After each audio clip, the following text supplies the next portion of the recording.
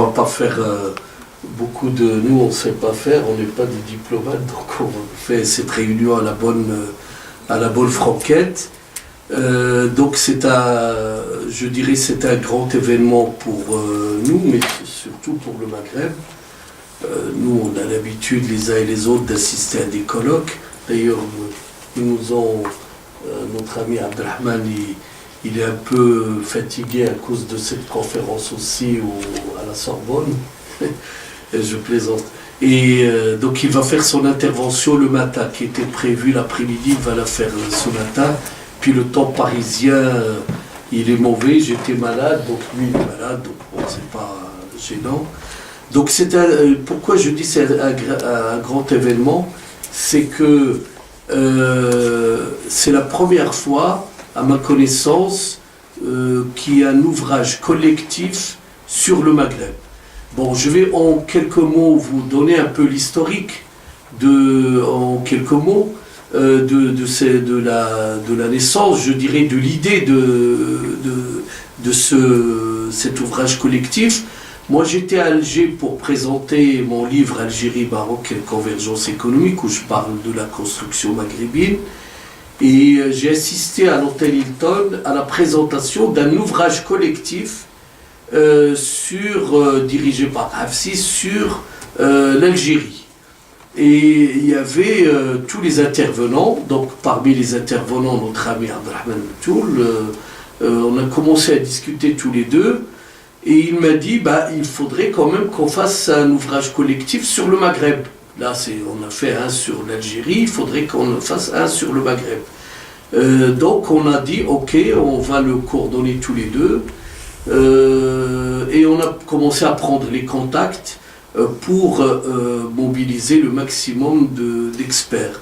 Vous verrez dans la présentation, dans le sommaire que vous avez eu tous et qui est en distribution, c'est qu'on a essayé d'avoir le maximum, je dirais, de diversité sur le plan des 5 États du Maghreb.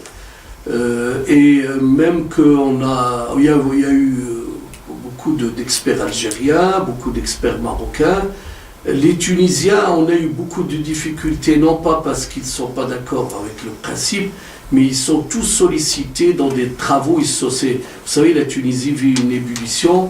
Il y a beaucoup d'organisations gouvernementales, non gouvernementales, internationales qui sollicitent tous les économistes, les experts. Donc, on a eu pas mal de désistements. On n'a pas eu beaucoup de réussite de ce côté-là. Et malheureusement, on a retardé la parution du livre justement pour avoir la participation de nos amis tunisiens. D'ailleurs, avec Abdelrahman, on a assisté à un colloque sur le Maghreb à Tunis et on était invité par une association, on a aussi mis d'accord, on a tout fait pour qu'il y ait un maximum de Tunisiens, de Libyens et de Mauritaniens également.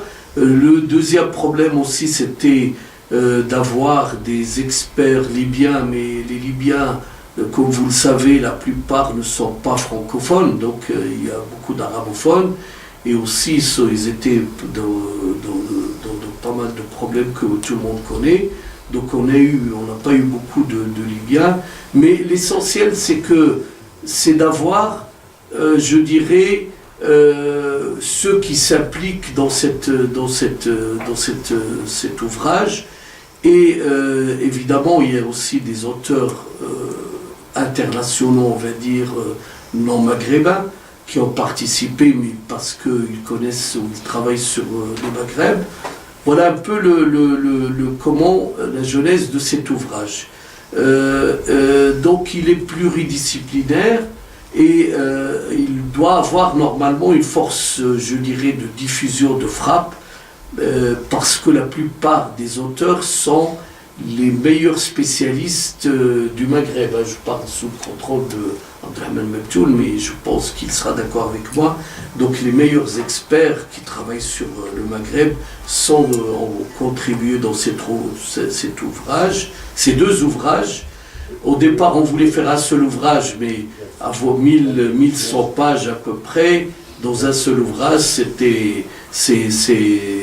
commercialement, je ne parle pas pour nous, pour les éditeurs, ça ne marche pas, ils n'ont pas tort. Donc on s'est orienté vers 2 ouvrages. Et tout le monde nous dit actuellement, malheureusement, que les gros bouquins, et moi je sais, j'ai fait un bouquin de 350 pages, et dès que je parle aux gens, ils me disent « Ah, c'est trop lourd ». J'ai remis un diplomate samedi à la Sorbonne, les ouvrages, il me dit « Mais j'ai pas le temps de lire tous ces ouvrages ». Donc vous voyez, maintenant les ouvrages qui marchent, c'est les petits ouvrages, bon c'est comme ça. Mais nous, notre objectif, c'était pas de calculer la taille, la commercialité, etc. Notre objectif, c'était de balayer la plupart des sujets importants qui touchent le Maghreb, c'est-à-dire de la démocratie, la gouvernance, les institutions, l'histoire, la sociologie, l'immigration, les relations avec l'Union européenne et avec le reste du monde, et puis le volet économique qui sera traité cet après-midi. Voilà un peu ce qu'on peut dire sur la présentation de la genèse et puis aussi du contenu de l'ouvrage. Il y a beaucoup d'auteurs qui n'ont pas pu venir. J'excuse M. Kachani qui travaille beaucoup sur l'immigration. On a eu je dirais une succession un peu de contraintes. C'est qu'au départ on voulait présenter ces ouvrages à l'Assemblée nationale. Mais le député qui devait nous parrainer a eu des problèmes de staff, on va dire, et son attaché parlementaire est parti, ce qui fait qu'il n'a pas pu assurer le suivi. Et notre ami, on tenait absolument à ce que Abdrahman Mentoul soit là, parce que nous sommes tous les deux coordinateurs, et donc Abdrahman, il avait aussi une période déterminée, c'est du 21, je pense, sous son contrôle jusqu'au 26. Donc, et on a eu beaucoup de chance que le sénateur Christian Cambon, qui nous parraine, parce que cette salle, si on l'a aujourd'hui, c'est grâce à son parrainage. Christian Cambon, il est le président du groupe d'amitié France-Maroc. Et il m'avait déjà parrainé, moi, pour la présentation de mon ouvrage Algérie-Maroc, quelle convergence économique. Donc c'est lui qui nous a parrainés alors que le temps de préparation était très court. Et je tiens vraiment à le remercier à votre nom, parce que grâce à lui, on a eu dans des délais brefs cette salle. Nous allons organiser quand même une conférence, une présentation des 2 ouvrages à l'Assemblée nationale. Et là, je propose, mais je pense que tu seras d'accord avec moi, qu'on va prendre le temps nécessaire. On n'est pas obligé de faire ça le mois prochain, donc on prendra le temps nécessaire. Il faudrait que ça se fasse avant juin, et puis on va caler avec l'agenda de Abdrahman pour qu'il soit là, et on essaiera de mobiliser le maximum la presse, et puis tous ceux qui s'intéressent à ces sujets. Voilà, et cette présentation d'aujourd'hui est filmée, parce que avec les nouvelles technologies, on a cet avantage, c'est que même ceux qui ne sont pas là, ils pourront suivre nos débats sur Internet, YouTube. Donc on va couper, parce qu'on ne va pas techniquement mettre 6 heures dans le même... on va couper par thématique, ça permet aux gens d'aller sur le thème qui les intéresse. Mais bon, ça c'est de la technique, mais l'essentiel c'est que tout le monde pourra à son tour diffuser à tous ses contacts. Et vous êtes tous ici appelés à assurer la diffusion autour de vous de ce que nous sommes en train d'enregistrer aujourd'hui. Sans plus tarder, je passe la parole à Gilles Bonafi. Gilles Bonafi nous a aidé énormément pour la relecture, pour la remettre en forme, pour un petit peu la coordination. Il a participé activement à la sortie, à l'édition finale des 2 ouvrages, donc il en soit remercié. il l'a fait quand même dans une période où moi, où j'étais complètement complètement inopérationnel.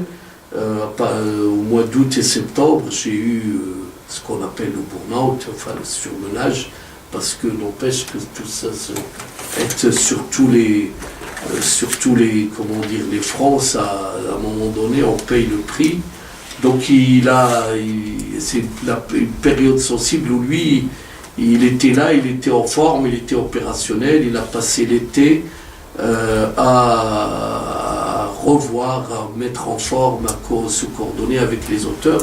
Donc là, je vais lui donner la parole pour qu'il nous parle de son intervention avec Inès Bonafi auprès de l'ONU, qui a organisé une grande rencontre à Rabat.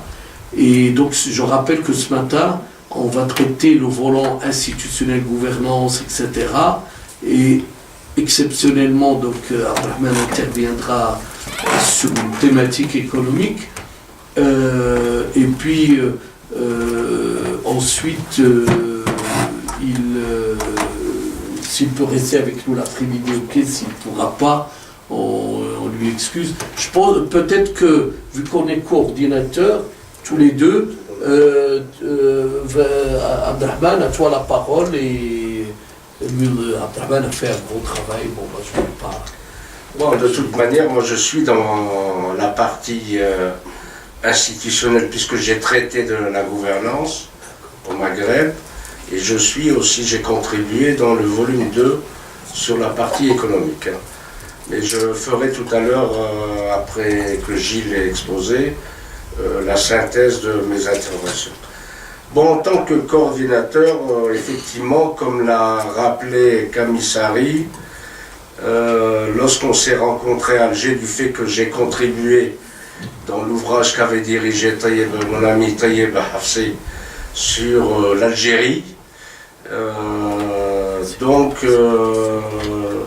ça venait à point. En même temps, 3 mois avant, j'avais réalisé une contribution pour l'Institut français des relations internationales, l'IFRI, que vous pouvez trouver même sur Internet, le Maghreb face aux enjeux géostratégiques.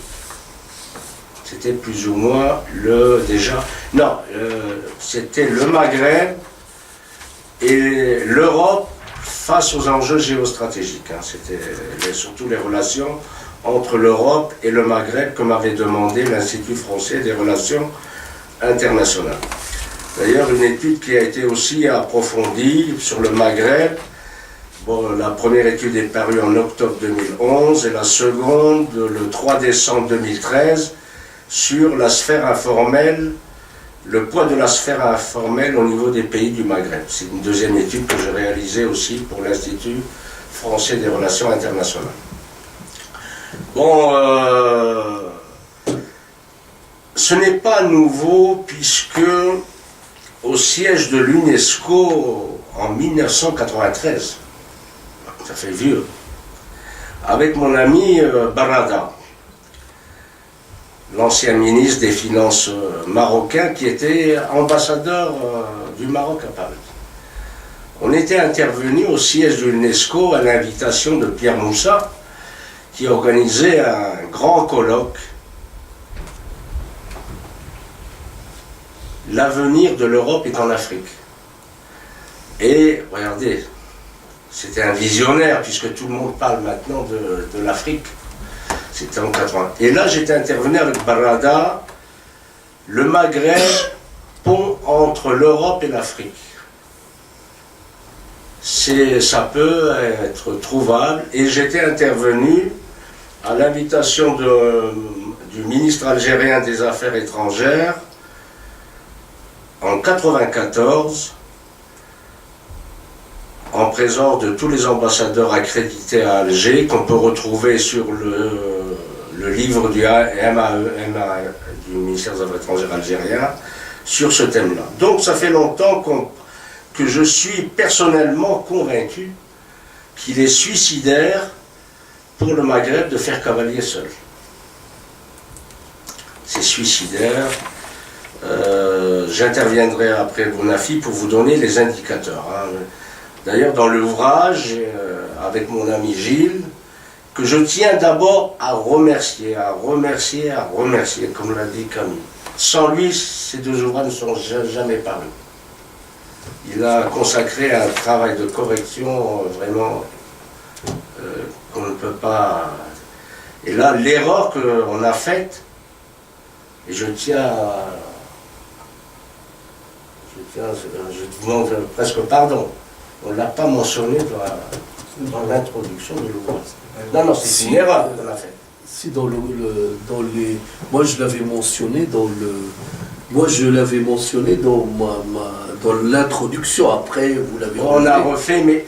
Ah, vous l'avez refait, c'est votre faute. Moi, j'avais... Quand je l'ai mis, en tout cas, je l'avais vraiment mentionné. Je tiens à m'excuser. Hein, non, c'est pas grave. Mais ça, c'est vraiment... ça vous apprendra à enlever mon introduction. Non, parce qu'on a refait la télématique de l'introduction. Hein. Donc, lorsque j'ai rencontré mon ami Camille, bon, effectivement, on a eu cette idée-là. Mais c'est une vieille idée que j'ai, surtout avec mes amis marocains, et mes amis aussi tunisiens, puisque j'ai assisté à plusieurs colloques, dont il y a 5-6 ans, à l'invitation du vieux Ben Salah, l'adjoint de Bourguiba du Destour, et qui est un grand défenseur d'ailleurs du Maghreb.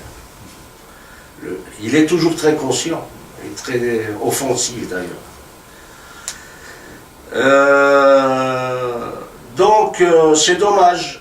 Bon, il y a une jeune fille, pas une jeune, elle a une trentaine d'années, demoiselle qui prépare une thèse de doctorat avec moi, qui a accepté, une Tunisienne, qui prépare une thèse, elle est déjà enseignante à Sfax, qui a accepté effectivement de participer, et un autre aussi tunisien que Camille a amené avec... qui sera là cet après-midi. Oui, d'accord, ben tu le salues de ma part, j'aime beaucoup, c'est un grand économiste. Bon, la jeune fille prépare une thèse sur l'emploi au Maghreb, donc une thèse de doctorat sous ma direction. Voilà ce que j'avais à dire. Donc moi je pense, en tout cas, en ce qui concerne mon pays, l'Algérie, l'ouvrage a été très très bien accueilli à travers tous les centres décisionnels algériens. Tous les centres décisionnels algériens. Depuis le chef de gouvernement, le Premier ministre, l'institution militaire et pas mal de cadres supérieurs de l'État. D'ailleurs, une des plus hautes autorités du pays a demandé à lire cet ouvrage et a tenu à nous féliciter. Je parle pour le cas de l'Algérie. Donc, je pense qu'il s'agit de faire taire notre divergence, de prévoir l'avenir, dans la mesure où, comme je l'ai dit tout à l'heure, sans l'intégration du Maghreb, il faudrait un jour enlever le mot arabe. Hein. Merci. Moi, non, je souhaiterais qu'on parle du Maghreb, du Grand Maghreb, parce qu'on oublie la dimension amazigh qui domine le Maghreb. Parce que dire l'union du Maghreb arabe, ça a été fait dans un contexte historique particulier.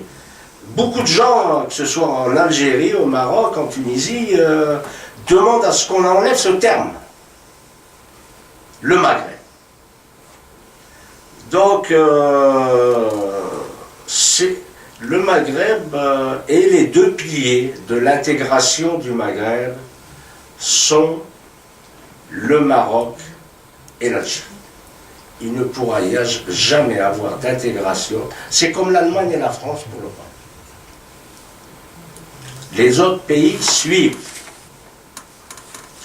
Donc, notre but, et on a veillé ça avec Camille, c'est que on a eu des communications qui ont fait des polémiques qu'on a enlevées. Hein.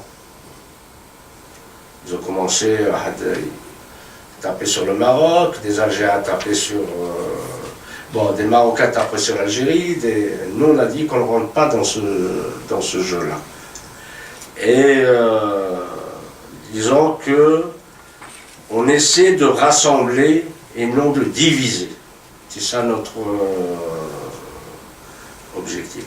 Bon, je ferai plus en détail un peu mes communications et je pense, je suis un peu malade, je viens de sortir de l'hôpital. De toute manière, tout le monde s'intéresse au Maghreb. Il y a 25 jours, à l'invitation de mon ami Jean-Pierre Chevènement, en face, on était en face, on a parlé du Maghreb, face aux tensions du Sahel.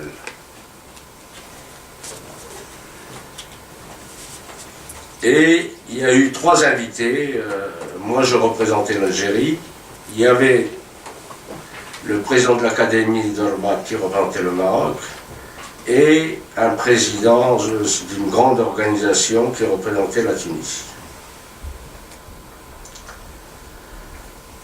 Avant-hier, à la Sorbonne, on a parlé effectivement de l'Algérie, mais aussi du Maghreb. Donc, je pense que l'élite intellectuelle a un rôle très très important à jouer. Parce que je pense fermement, et je terminerai par là, que les peuples sont beaucoup plus mûrs que leurs dirigeants. Je ne vois pas de différence entre un Tunisien à la frontière avec Tébessa ou Soukaras. Je ne vois pas de différence entre Marnia, Tlemcen et Oujda, Kaza. Je ne vois pas de différence.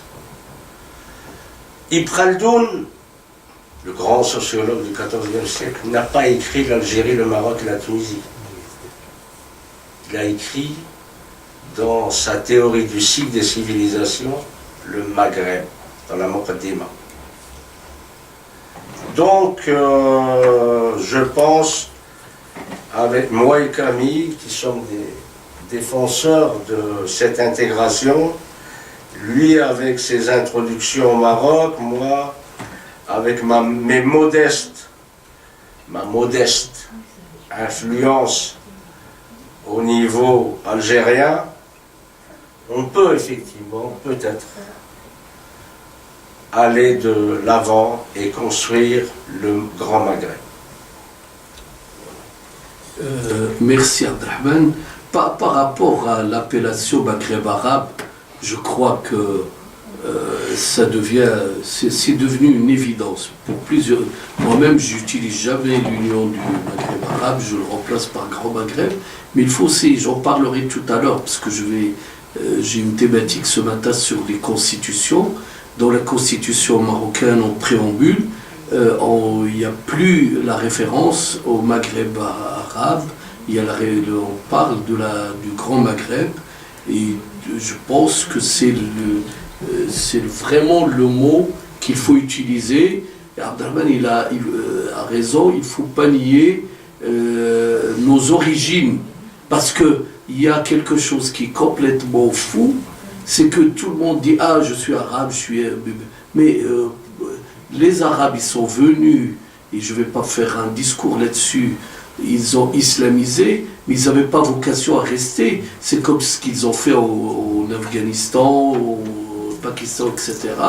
Donc, nos origines sont tellement multiples, et j'en parlerai, il faut respecter toutes nos origines. Amazir, juive aussi, nous avons et puis parce qu'il y a des gens qui sont venus de l'Andalousie et toutes ces multitudes. Simplement, je donne la parole, je salue notre ami donc Merach, Kamal Merach, Bonjour. qui est un économiste libyen. Et avant de donner la parole donc à Gilles Bonafi, sur le Maghreb, il y a unanimité même des dirigeants. J'étais avec un ambassadeur du Maroc le samedi dernier. Il m'a dit le Maghreb, ça va dans le sens de l'histoire. Philippe Herzog, qui est un économiste brillant, connu, qui n'est pas du tout maghrébin, il m'a dit, ah oui, mais ça, quand je lui ai parlé de la monnaie commune, que j'ai essayé de promouvoir avant même de l'éditer, parce que je consulte tous les grands spécialistes, il m'a dit, ça va dans le sens de l'histoire. Donc nous sommes tranquilles, nous allons dans le sens de l'histoire. C'est tout. Et c'est vrai que beaucoup disent, mais ça va pas, vous êtes fous, le Maghreb, ça se fera jamais. Mais je dis, il faut regarder ça sur, peut-être, j'espère que ça, on va pas voir ça sur 20 ans, mais enfin, ça va dans le sens de l'histoire. Donc Gilles, à toi la parole. Donc bonjour à tous et à toutes. Donc je suis Gilles Bonafi, je suis vice-président de l'UMP. Et donc avec Inès Bonafi, consultante en grande distribution, et moi-même, nous avons participé en tant qu'experts au comité international des experts, intergouvernemental des experts à l'ONU, donc à Rabat, début mars, donc il y a très peu de temps. Donc je vais vous faire un bref résumé de cette réunion, car elle était très très riche en informations, et elle servira d'introduction et de tableau général pour cette journée, car deux thèmes majeurs y ont été développés, qui sont au cœur de nos ouvrages, l'intégration maghrébine et la gouvernance, et bien sûr l'économie. À l'occasion de cette rencontre, nous avons présenté les ouvrages collectifs à tout le monde, ambassadeurs, ministres, etc. Et nous avons aussi présenté l'IEMP, en particulier les travaux d'Abderrahmane Neptoul sur la gouvernance, l'informel, ainsi que ceux de Camille Sari sur la création d'une monnaie commune, le dinram, sujet qui sera abordé cet après-midi. Sachez en effet que l'ONU souhaite s'impliquer davantage avec les acteurs de la société civile dans l'unification du Maghreb, une des dernières zones non intégrées du monde et qui travaille d'ailleurs activement à l'augmentation du budget de l'Oumma, un budget qui ne représente que 2,5 millions de dollars, alors que la CEDEAO avait un budget de 121 millions de dollars en 2006. Donc en effet, sur les 10 milliards de dollars que constitue le marché commercial intra-Afrique du Nord en 2012, près de 3 milliards proviennent de la vente des hydrocarbures algériens, source ONU. Vous avez de plus, c'est encore plus intéressant, 52,7% des échanges intra-maghrébins en 2012 ont été constitués de pétrole et de gaz naturel. C'est-à-dire qu'il y a très peu d'échanges. Et vous avez ici 3,35% des exportations des pays membres de l'Oumma. Alors moi je l'ai renommé SEM, Communauté économique maghrébine.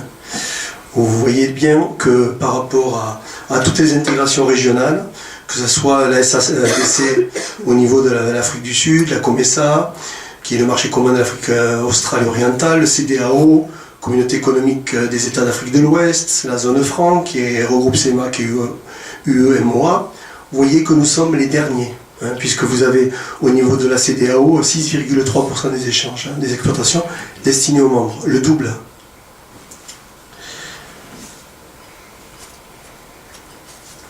Alors, la Commission économique pour l'Afrique et la CEA a donc ciblé la priorité, la mise en place de la zone de libre-échange ZLE, qui est un premier jalon à franchir pour promouvoir les échanges et soutenir la croissance économique.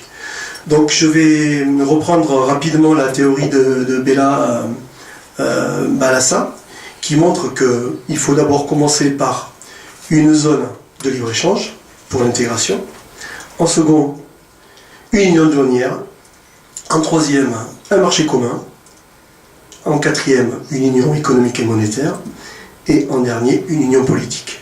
Et vous remarquez que quasiment toutes les régions d'Afrique en sont au niveau 3 et 4, et le Maghreb n'a même pas démarré le niveau 1.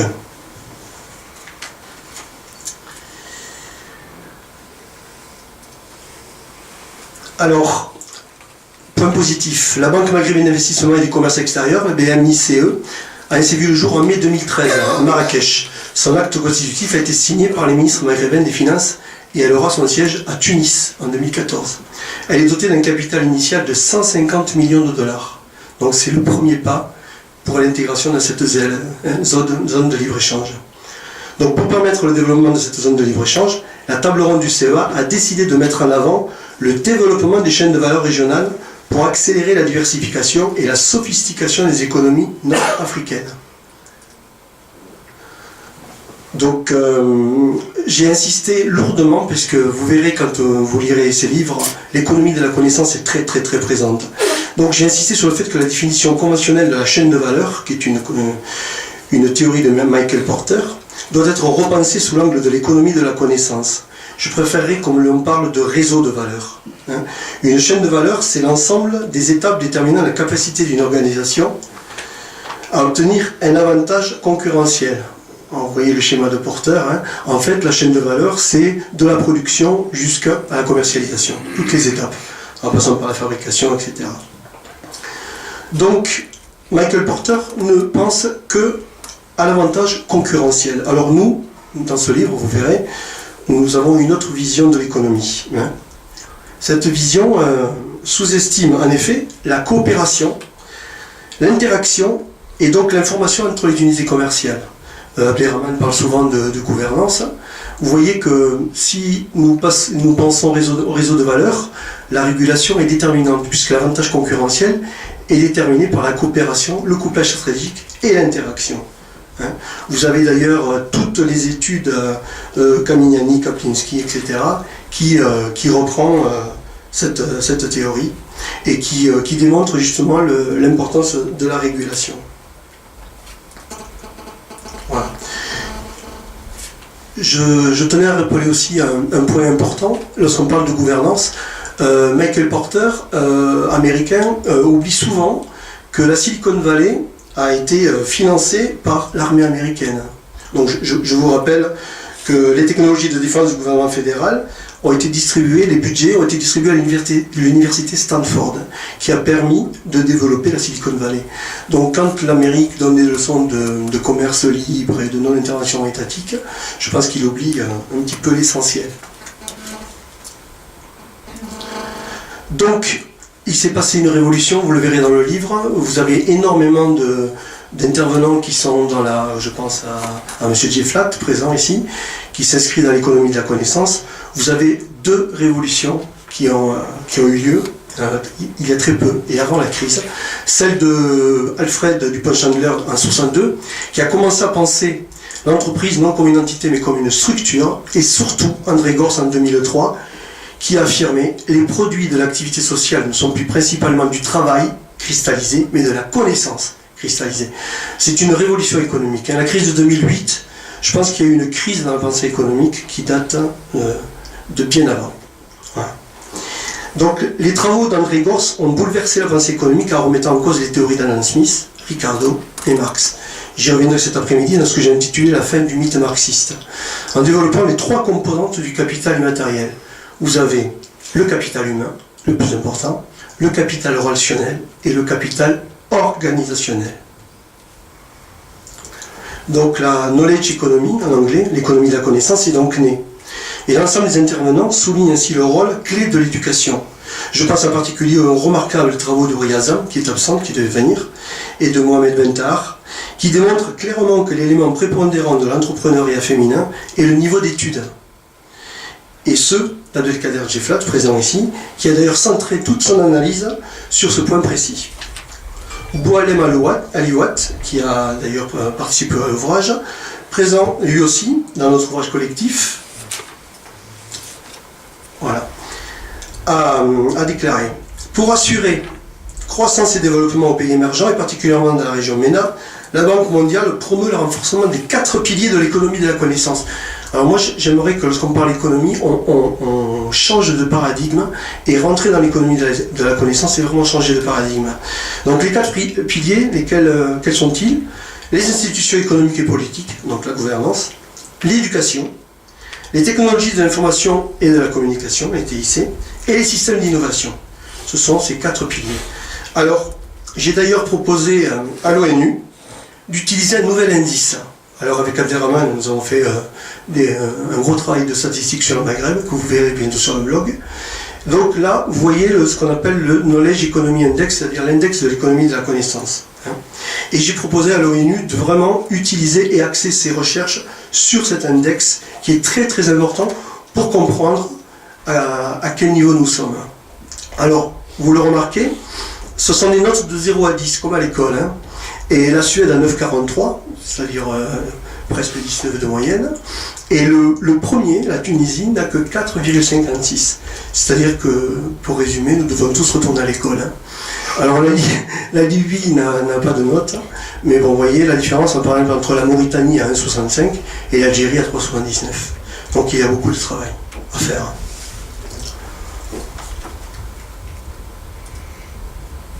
Donc, et ça sera ma conclusion, l'approche chaîne de valeur doit être repensée pour sortir du cadre limité de l'avantage concurrentiel de Michael Porter, pour entrer dans ce qui nous intéresse aujourd'hui, l'avantage mutuel. Ce sont les travaux de Kotelnikov en 2008, le cœur de l'intégration maghrébine. Évidemment, une chaîne de valeur n'est ni plus ni moins qu'un partenariat étroit entre différents maillons de la chaîne d'approvisionnement. Je vous rappelle que c'est la définition aujourd'hui officielle de la Banque mondiale. Pour Kotelnikov, la collaboration est essentielle pour capturer la valeur, ce qui permettra au Maghreb de mieux s'insérer au sein de la décomposition internationale de la chaîne de valeur. Je vous renvoie aux études de M. Paul Krugman, prix Nobel d'économie dans Slicing the Value Chain. Merci. Merci donc Gilles, à toi la parole. Donc je résume ce que j'ai. Voilà. Mes contributions. Voilà, à toi, Je me limite à mes contributions. à toi la parole, tu fais à ta guise. Voilà. Donc, moi, je suis intervenu 3 fois dans le volume 1 et 3 fois dans le volume 2. Bon, ma première intervention dans le volume 1 a été faite en collaboration avec mon ami Lies Goumiri, qui est, je vous donne un peu ses références, diplômé de l'Institut d'études politiques de Paris et de Polytechnique de Grenoble, et qui a exercé d'importants postes de responsabilité. Et je vais vous faire même une petite confidence de Lies. C'est un grand ami de Tizi Ouzou. C'était lui qui devait normalement faire avec les Chinois en BOT la route Est-Ouest à 5,5-6 milliards de dollars, tel que m'avait présenté le dossier. Bon, on a analysé l'Algérie a besoin d'une nouvelle gouvernance. Bon, le terme de gouvernance renvoie à l'état de droit et à l'instauration, bien entendu, de la démocratie, mais comme l'a montré le grand prix Nobel d'économie Amartya Sen, qui est professeur à Harvard, il y a lieu de tenir compte des anthropologies culturelles. On ne plaque pas des schémas occidentaux sur des sociétés qui ont une autre culture. L'économie de marché répond à des lois certes universelles, mais qui doivent tenir compte des spécificités sociales. Donc on a essayé de voir un peu les faiblesses avec Lies de la gouvernance, et en conclusion de cet apport, on a dit que Lies a élaboré un concept qui est cher d'ailleurs à mon ami Abdelkader Djaflat, un peu du concept de l'innovation permanente. Il a élaboré un concept, et lui c'est un praticien, il a managé pas mal de projets, il a été affronté à des difficultés et il a mis un peu les obstacles auxquels il était confronté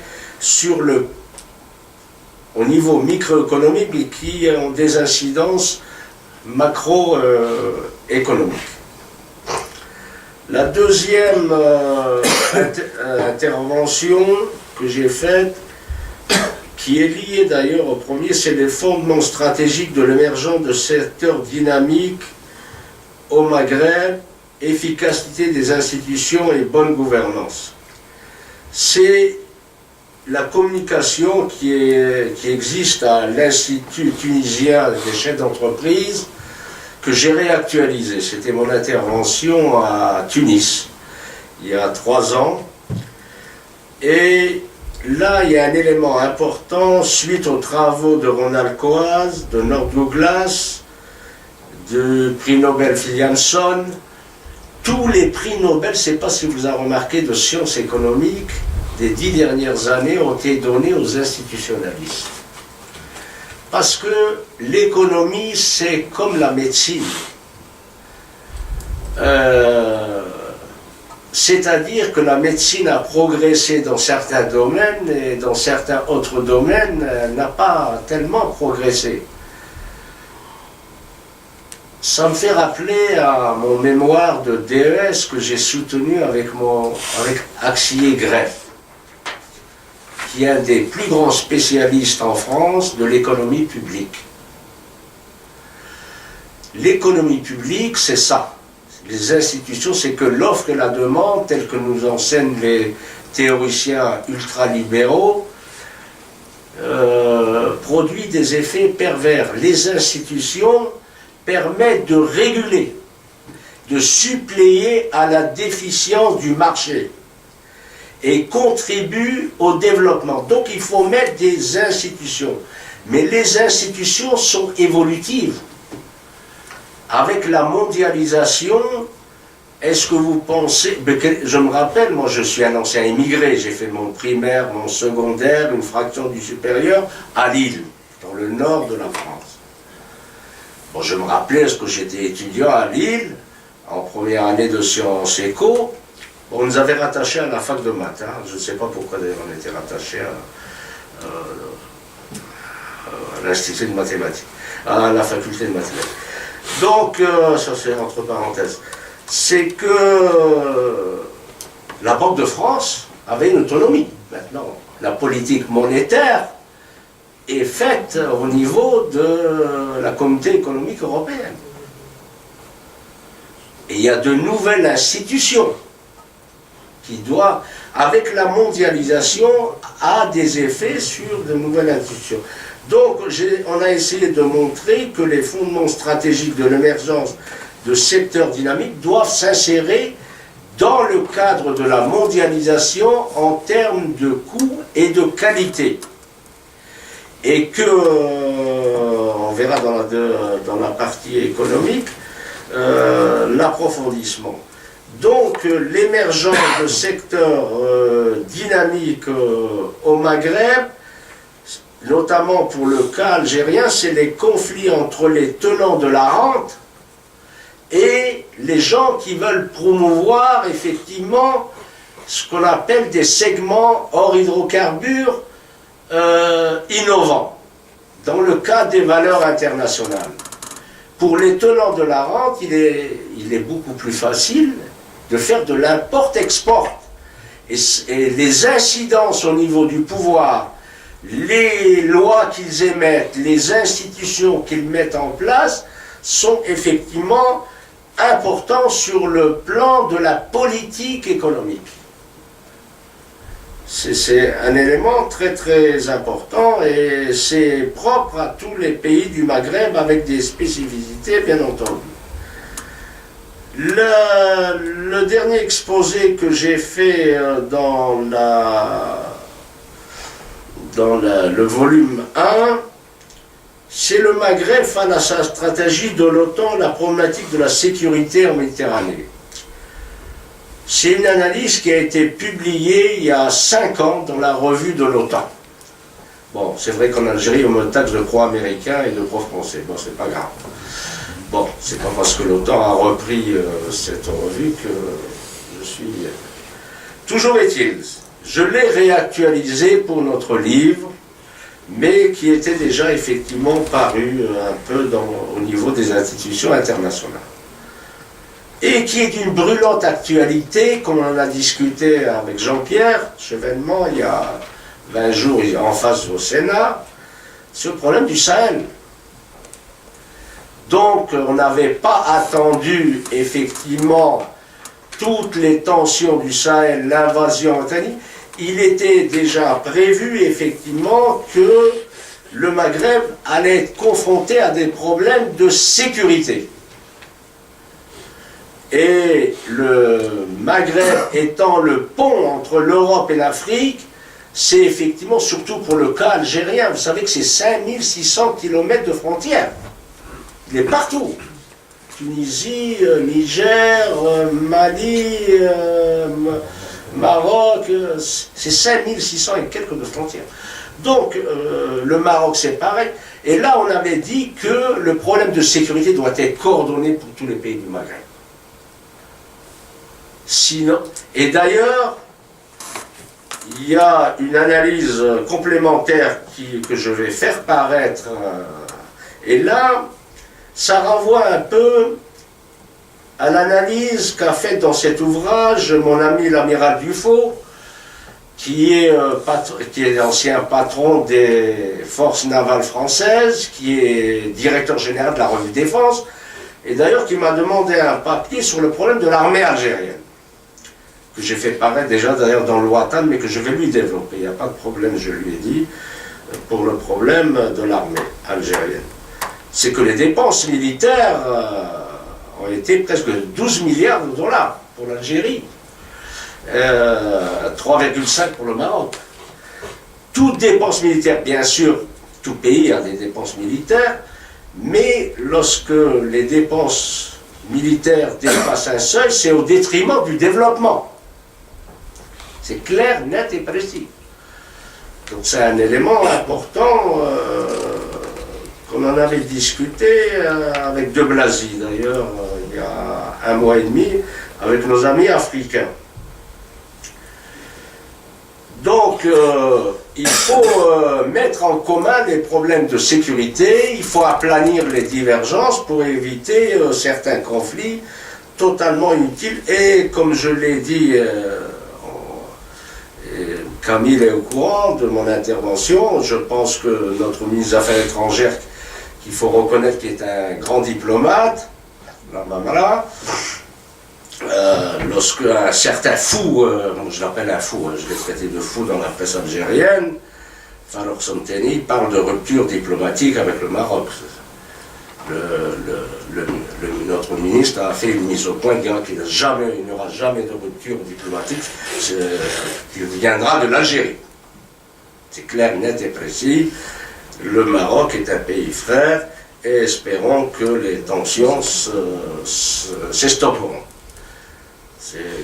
Ça c'est clair, net et précis. Je pense qu'il ne faut pas faire très attention à certains qui aiguisent les tensions des deux côtés du pays. Donc voilà un peu, et bien sûr il y a mon ami, c'est moi qui les ai contactés pour contribuer à cet ouvrage. Bon, Jean-Louis Guigou a fait aussi une très belle contribution à l'intérieur de ces ouvrages. D'ailleurs Jean-Louis Guigou est depuis hier au Maroc, je l'ai rencontré avant-hier pour effectivement des discussions de ce genre-là. En ce qui concerne le livre 2, qui est la partie strictement économique, avec mon ami Gilles Bonafi, on a traité des bilans des économies maghrébines. Bon, je voudrais quand même relater l'histoire. Lorsque l'IFRI m'a demandé, Henri de Montbrial m'a demandé de faire une étude sur la sphère informelle des pays du Maghreb dans le cadre de la mondialisation, bon, on avait fait tout un travail avec Gilles. Et puis, vous savez que l'étude de l'IFRI, elle est limitée à quelques pages, etc. Ils nous ont enlevé une partie. Bon, j'en ai expliqué ça à Gilles, il a beaucoup travaillé là-dessus. Et moi, j'ai jugé intéressant de la remettre dans notre ouvrage parce que c'était un travail intéressant, puisque l'IFRI n'a retenu que les 3 chapitres du concept de sphère informelle, le bilan de l'économie informelle au Maghreb et comment combattre la sphère informelle. C'était ça, tout ce qu'ils ont retenu, là, toute la partie mondialisation, économie maghrébine, ils l'avaient enlevé. Bon, Moussoria, donc la fille qui est directrice du Moyen-Orient et de l'Afrique du Nord de l'IFRI, m'a expliqué que si je pouvais attendre, ça pourrait, mais j'ai jugé bon de la mettre dans cet ouvrage. Bon, avec Gilles, on a essayé de dresser le bilan des économies maghrébines. En 2012, le PIB total des pays du Maghreb est de 437 milliards de dollars. L'Algérie, 216. Ça représente 60% du PIB, 65% du PIB maghrébin. Si on enlève les hydrocarbures libyens, algériens et le phosphate marocain, il ne reste plus rien. Il ne reste plus rien presque. Le PIB de 2012 mondial est de 73 milliards de dollars. Vous mettez 428 malgré tout, et vous divisez par 73 000, vous allez moins de 0. C'est 0,6 je crois, du PIB mondial. C'est 80% du PIB de la Grèce, qui a 10-12 millions d'habitants, alors que nous sommes à 90 millions d'habitants. Voilà ce que pèse le Maghreb. Il pèse pas lourd. Il pèse pas lourd. Peut-il continuer dans cette voie? Non. Une étude, on en a discuté il y a 15-20 jours en face, où l'initiateur de l'étude, l'ancien directeur du Financial Times du Maghreb, comment il s'appelle déjà? C'est lui qui a été à l'origine de l'étude, disant que la non-intégration des pays du Maghreb lui fait perdre 2 à 3% de taux de croissance. Comment il s'appelle déjà? Francis Guilès. Il était avec nous, voilà. Bon, il y avait un Marocain, un Tunisien, un Algérien qui est moi, plus Guilès, à la table, à Jean-Pierre Chevènement. Bon, il m'a dit que c'est lui qui l'a initié avec des gens l'étude. Hein. Il est sûr. Donc, il m'a expliqué. Et il m'a dit que c'est encore beaucoup plus avec les effets indirects, cumulatifs. Donc, le problème, c'est que ça ne peut pas continuer à cette allure-là. C'est que les investisseurs sont intéressés par au moins 100 millions de clients pour un marché. Ce n'est pas des micro-États qui les intéressent. Donc voilà un peu ce qu'on a constaté avec Gilles Bonafy en faisant les bilans des économies maghrébines. Autre élément important,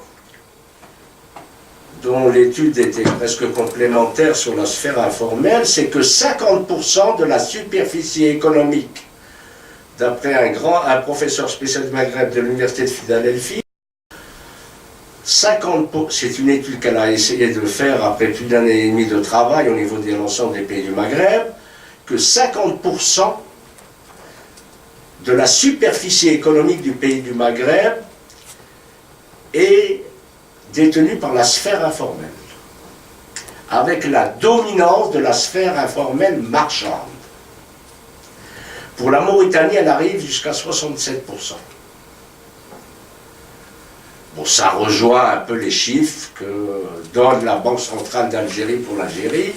Disons qu'elle contrôle 40% de la masse monétaire en circulation, qu'elle représente 30% de l'emploi et 30% du PIB, à peu près. Comment voulez-vous, avec cette sphère informelle, attirer des investisseurs? Parce que la sphère informelle, là, j'ai eu l'honneur de diriger un ouvrage qui est paru à Casbah Édition en 2005, Il y a eu des politologues, des économistes, etc. sur les défis de l'Algérie, horizon 2017, il y a 6-7 ans, 7-8 ans. Et là, le gros problème qui se pose pour les économies maghrébines, c'est que la sphère est là. Je rencontre par hasard à Alger le plus grand spécialiste de la sphère informelle, dont je me suis lié d'amitié avec lui depuis, Hernando de Soto, l'ancien gouverneur de la Banque centrale du Pérou et qui est conseiller à la fois à la Banque mondiale et au FMI. Et il m'a fait un papier en annexe de mon ouvrage, je lui ai demandé un papier, qui avec plaisir qu'il a fait, où il démontre, et là depuis je me suis un peu spécialisé sur cette sphère informelle, que la sphère informelle est le produit de la bureaucratie. Et que lorsqu'une société, lorsqu'un État, ou un régime, parce qu'il n'y a pas de différence, il y a une différence entre un régime, beaucoup mieux, c'est pas un État, un régime, émet des lois qui ne correspondent pas à l'état de la société. Que fait la société? Elle émet ses propres règles qui lui permettent de fonctionner. Ça traduit le déphasage entre le régime politique qui émet des lois qui ne correspondent pas à la société. Et le malheur et le pire, c'est que comme le régime voit lui échapper cette sphère, parce que vous allez dans les profondeurs du Maroc, de l'Algérie par exemple, combien d'actes se font par des notables, avec des témoins, des papiers chez les gens, les imams, les trucs, etc., et qui ont plus de valeur de loi au niveau du citoyen que les lois émises par les États. Et l'État, ensuite, les reconduit. Alors, on les a vus en Algérie pour les voitures des anciens Moudjahidines. Ils ont ramené des voitures sans taxes, etc. Bon, et ensuite, on disait, bon, c'est facile, bon, maintenant, on vous régularise. Parce qu'il fallait bien régulariser. C'est pour les habitations la même chose. Visiter Alger, moi qui ai vécu 25 ans à Alger, près de la foire d'Alger. Bon, j'avais peur d'habiter près de la foire d'Alger avant. Moi, j'étais magistrat, j'étais président de la Cour des comptes. Non, directeur général des études économiques et magistrat de la Cour des comptes. Et je voulais habiter effectivement à Fort-de-L'Eau. Mais c'était le désert. Maintenant, allez voir, près de la foire. C'est des immeubles. J'ai pris Hernando et on a visité près de la foire. Il voyait des maisons, les caves.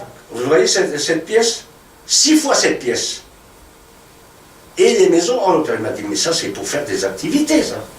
Et les gens ne le font pas, ne construisent pas 150 mètres carrés en bas, ou 300 mètres carrés, mais des trucs. Ça c'est pour des activités commerciales.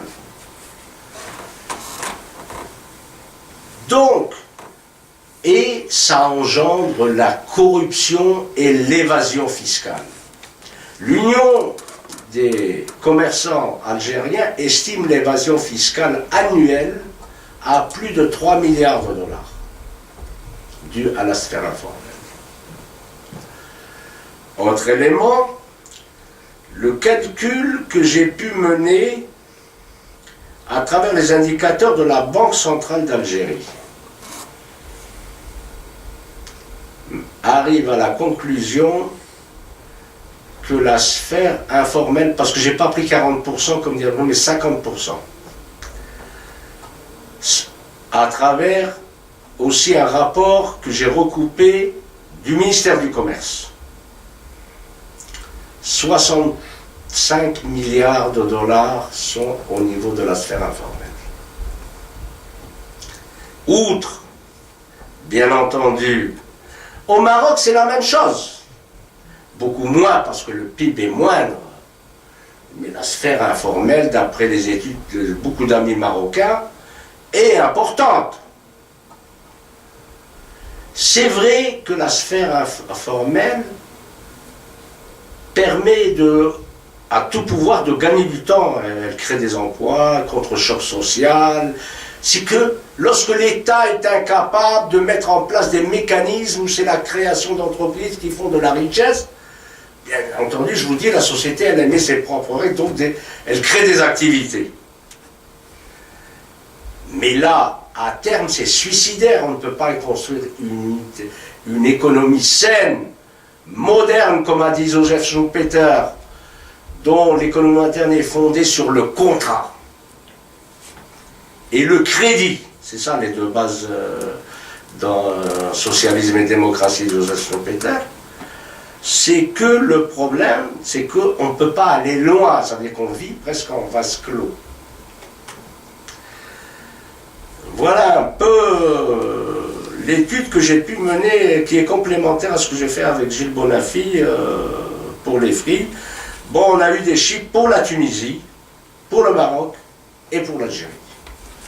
La Tunisie, depuis la chute du régime Ben Ali, Hernando Soto, le nouveau gouvernement, lui a confié une étude qui est parue à Tunis vers les années 2011-2012. Il arrive à une catastrophe pour le problème de la sphère informelle tunisienne qu'on ne connaissait, mais à un degré moindre qu'au Maroc et en Algérie. Ça s'est développé d'une manière vertigineuse. Moi, je vous demande de lire l'étude d'Hernando sur la Tunisie. C'est un élément très très important. La deuxième truc, c'est le défi majeur de l'Union arabe face à la crise financière mondiale. Avec mon fils, bon, c'était mon étudiant,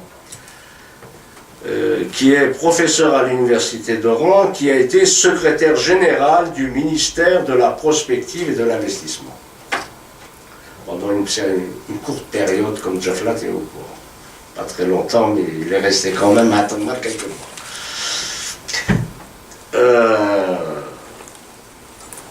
Bon, on a essayé de voir les défis majeurs de l'Union européenne. Vous savez que la crise financière mondiale a des effets effectivement négatifs sur les pays du Maghreb.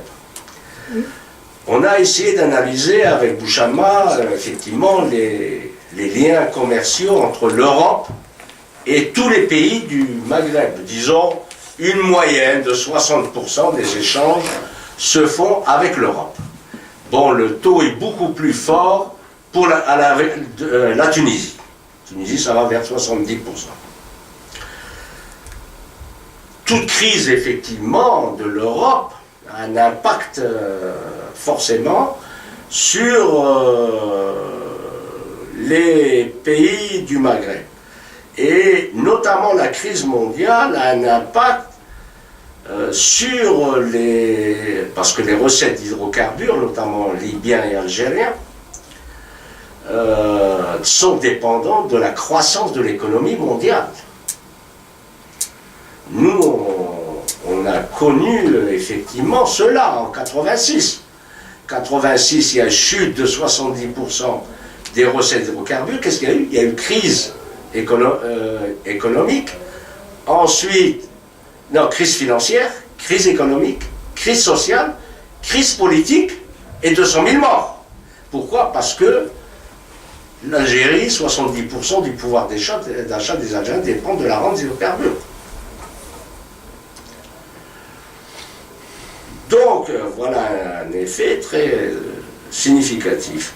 Donc, nous sommes à l'ère de la mondialisation et d'où ça renvoie à l'urgence d'une intégration et même l'avenir du Maghreb, et là je partage totalement, je crois que nous sommes sur la même longueur d'onde avec Jean-Louis Guégou, que l'avenir de l'Europe et du Maghreb, c'est l'Afrique.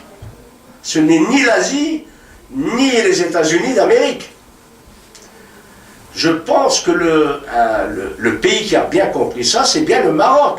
Le Maroc a une vision très très dynamique actuellement en direction de l'Afrique. L'Algérie, c'est un pays de Zapata. C'est Zapata. Je ne sais pas si vous connaissez l'histoire de Zapata. Zapata, c'est... D'ailleurs, pourquoi je vous dis Zapata? Lorsqu'en 72, j'ai demandé à Gérard de Bernis, que Dieu ait son âme, à Grenoble, le thème de ma thèse de doctorat d'État. Il m'a dit, vous devez prendre le Mexique. Vous ressemblez fortement au Mexique. Je lui ai dit, pourquoi Gérard?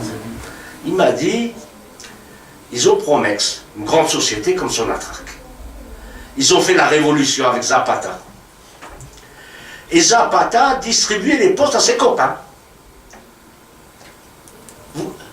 Moi, je croyais que l'ère zapatienne allait se terminer, mais elle n'est pas encore totalement terminée. Donc, ce qui fait que le gros problème, c'est que il faut dépasser l'ère zapatienne. Ça veut dire cette ère du populisme, où l'on distribue des revenus sans contrepartie productive grâce à la rente des hydrocarbures, ou pour calmer le front social, en différant les problèmes, bien entendu, parce que les problèmes risquent de se ressurgir à terme. Donc, 2008, c'est une très grave crise qui n'est pas terminée. Espérons que le scénario de Jacques Attali ne va pas se réaliser. Je ne sais pas si vous connaissez le scénario de Jacques Attali. C'est déjà trompé plusieurs fois. Oui, bon. Nous prévoyons une catastrophe en 2017, un effondrement du monde. Bon, toujours est-il, espérons. Mais toujours est-il, c'est que sans être aussi pessimiste, c'est que la crise n'est pas résolue parce qu'on ne s'est pas attaqué aux fondamentaux. Les fondamentaux restent les mêmes que la crise de 1929. C'est la domination de la sphère financière sur la sphère réelle et c'est la distorsion sur les salaires et les profits spéculatifs. Parce qu'il y a des profits productifs et des profits spéculatifs. Les profits spéculatifs l'emportent sur les profits détenus par l'entreprise. C'est ça les fondamentaux de la crise. Ça renvoie au classique de l'économie. La richesse de toute nation provient du travail de l'intelligence. C'est ça l'essence de la crise. On nous apprend, les classiques nous l'ont appris. Donc le Maghreb doit effectivement, pour parer à la crise, s'intégrer, je reviens à notre ouvrage, et les avantages comparatifs du Maghreb sont en Afrique. J'en suis convaincu. Oui, d'accord. 4-5 minutes, c'est ça. Donc, j'en suis convaincu. Bon, je vous dis, l'Algérie, qu'est-ce qu'elle fait l'Algérie? Elle fait des dons. Pour ça, j'ai parlé de la zapataine. En arabe, le Maroc a une position beaucoup plus entrepreneuriale. Il investit. L'Algérie, avec tout l'argent qu'elle a donné aux pays africains, elle aurait pu construire des usines, elle aurait eu un rapport de force beaucoup plus important. Et elle a les moyens financiers de le faire. Or, elle fait des dons. Des dons, des aides, à la fois légales et illégales. J'arrive au dernier exposé, l'intégration entre le rêve et la réalité. Ce qui est lié. Bon, vous savez que j'ai été l'invité d'honneur le 28 septembre par le Parlement européen. Invité par 4 députés européens, l'ancien président du Parlement européen, l'allemand, un député espagnol, italien, et Madame Benatou, Malika, qui est députée européenne des Verts. On a fondé l'association Europe-Maghreb. Lorsque je suis rentré au Parlement européen pour inaugurer la conférence inaugurale de cette association, j'ai été très désolé pour le Maghreb. J'ai trouvé l'association Europe-Maroc, l'association Europe-Algérie, l'association Europe-Tunisie. Qu'est-ce que cette histoire de chaque pays qui veut faire une association d'amitié? C'est le Maghreb. Et là, effectivement, on a signé une pétition. D'ailleurs, je t'ai envoyé le truc. Je ne sais pas si elle t'a contacté. J'ai dit que je signe. Oui, d'accord. Donc, on est déjà à plus de 300-400 signataires. Beaucoup de gens qui ont signé. Et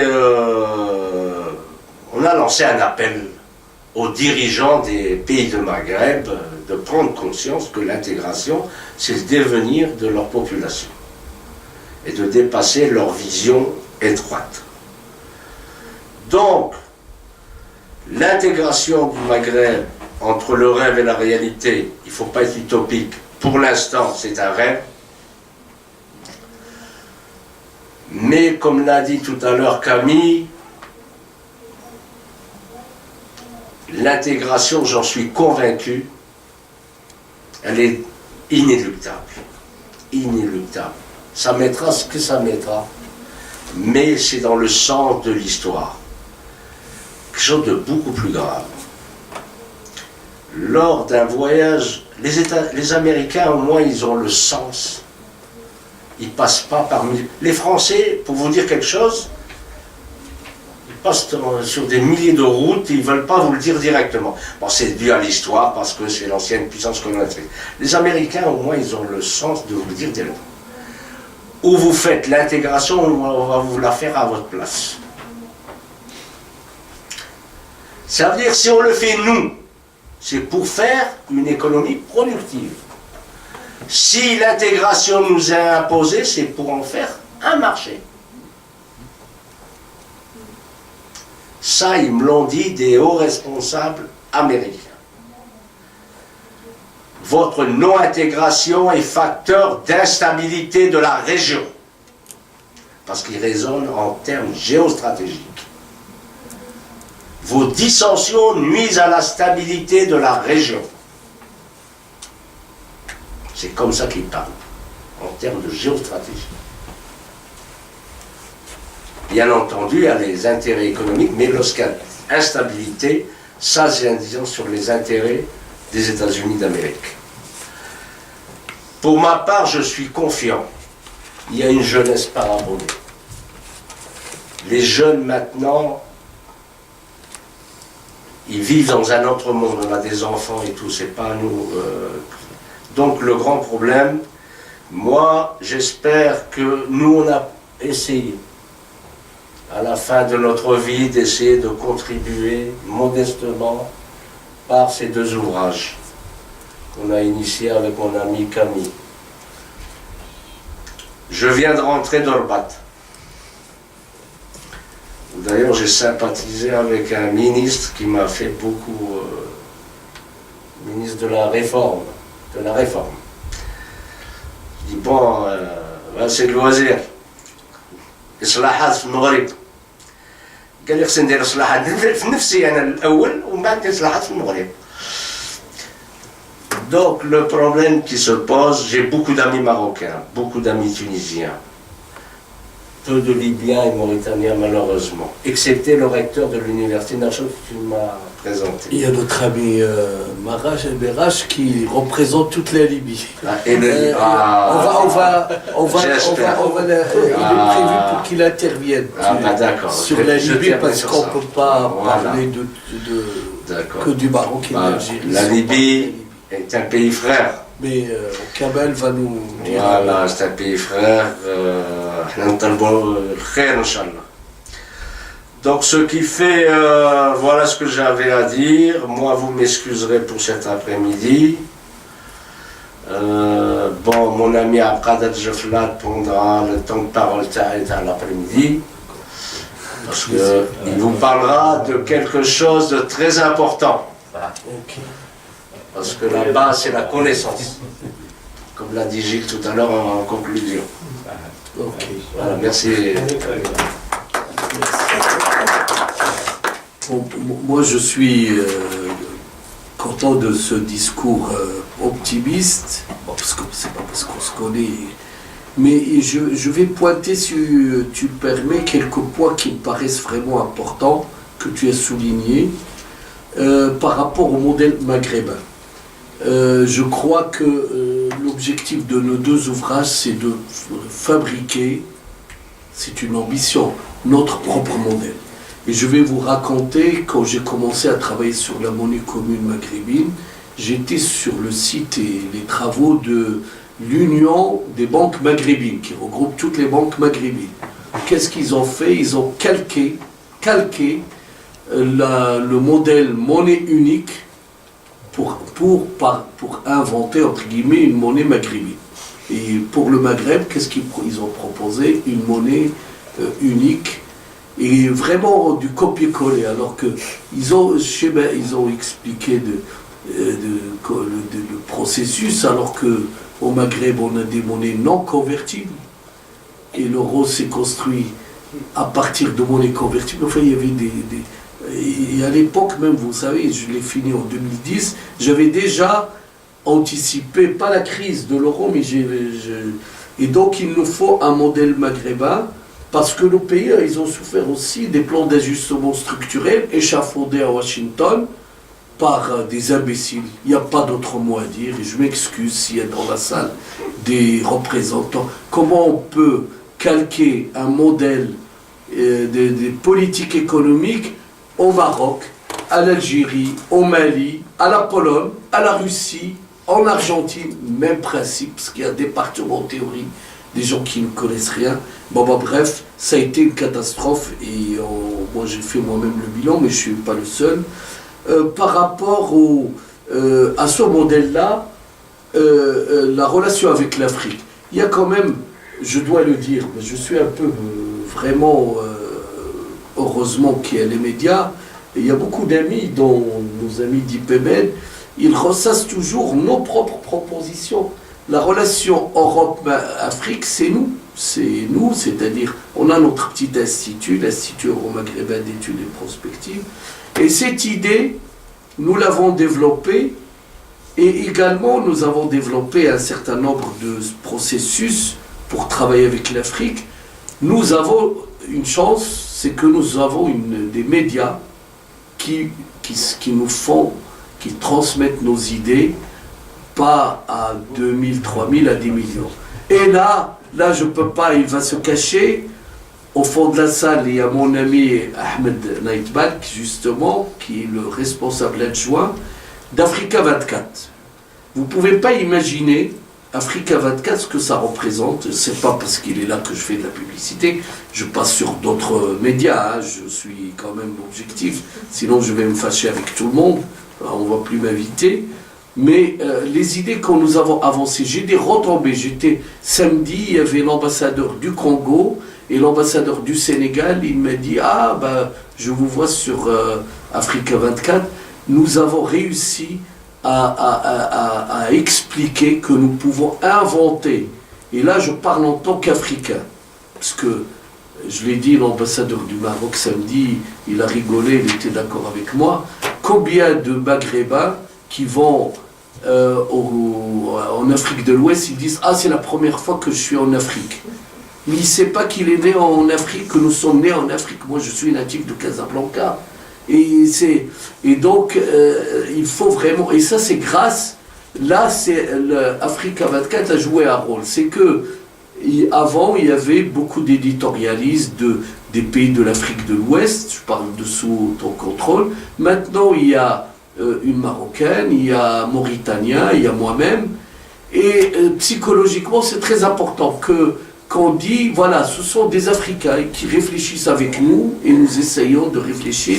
Et je peux vous dire que la notion de travailler, de coopérer, nous l'avons échafaudé, travaillé ensemble et transmis en long et en large à une population immense et des millions c'est pas, il y a les responsables, mais aussi, grâce à Africa 24, nous arrivons aussi à un feu de pression par la société civile qu'il faut arriver nos idées.